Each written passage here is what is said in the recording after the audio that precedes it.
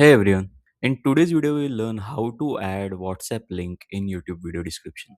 Also, do check out the YouTube Launch Playbook, which is written with pure intent to help YouTube beginners know all the tips and tricks with screenshots and step-by-step guide to set up and launch your channel the right way and also grow it in a way that is very organic.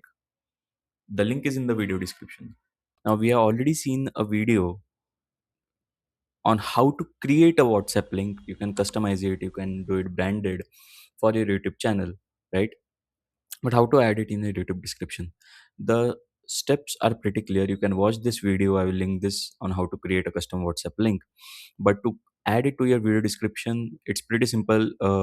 One way to do is you can manually add, like you can see over here. I have created the link. Watch this tutorial on how to create a link, customized link, branded link for WhatsApp for your channel, and you can add it directly in the video description or wherever you want, maybe in the video as a card. You can add it as a card if you are uh, registered under the YP program, right? And the second way is you can add it in your upload defaults. Like I have added my standard subscription part for every video description and even the video equipment, the attribution in my upload default settings.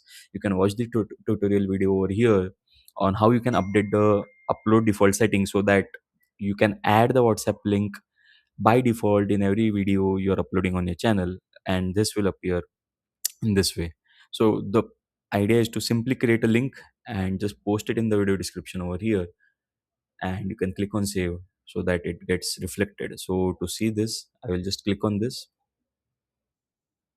Now this is the video where we have added the WhatsApp link in the video description.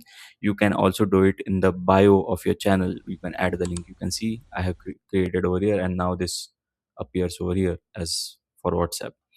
I hope this is clear, and if you have any queries, do reach out to us in the comment section.